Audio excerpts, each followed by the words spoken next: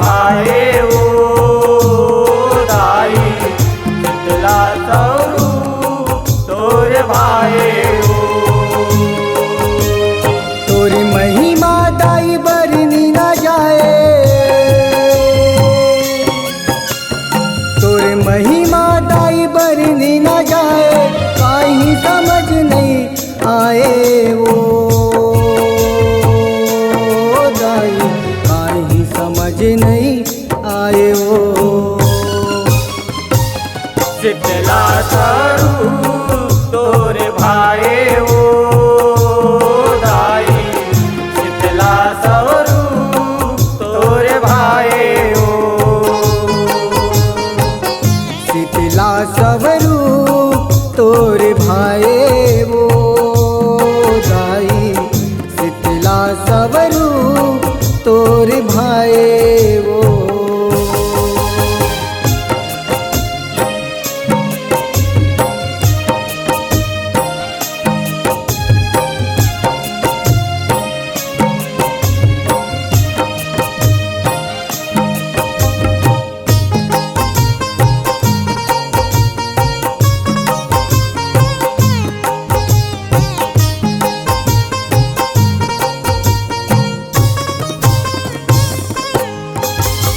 गाँव गाँव के करिया पारिम गाई तहाँ बिराजे, दाई तय विराजे ओ मैया दाई तय विराजे।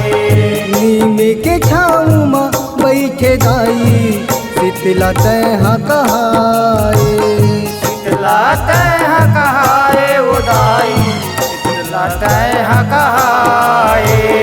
गदहा ऊपर माँ बैठे तहाँ, गदहा ऊपर माँ बैठे तहाँ, आसन सुघर लगाए ओ दाई आसन सुघर लगाए ओ।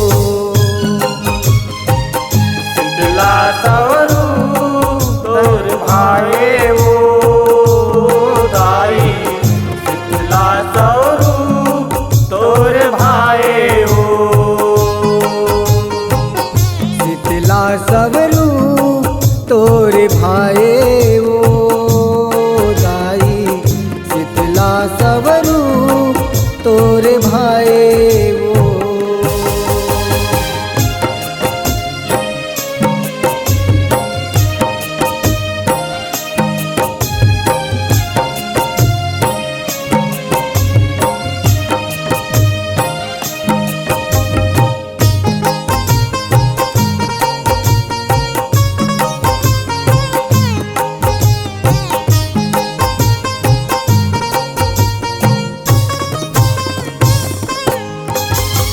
गाँव भर के सब नर नारी मन जुड़वास मनाए, जुड़वास मनाए ओ दाई जुड़वास मनाए।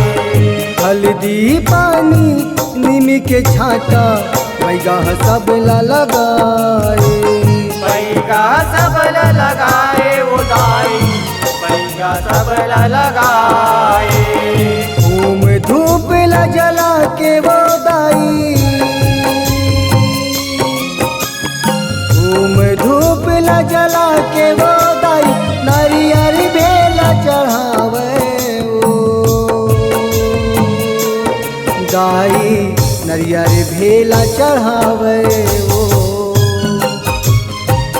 शीतला स्वरूप तोर भाए ओ दाई शीतला स्वरूप तोर भाए ओ।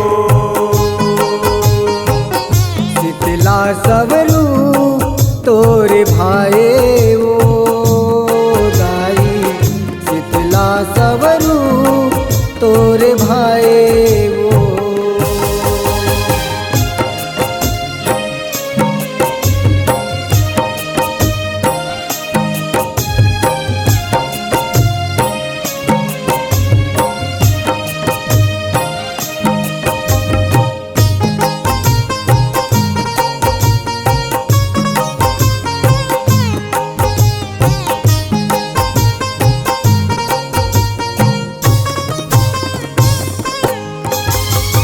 सबके मनौती पूरा करे तै शीतला महतारी।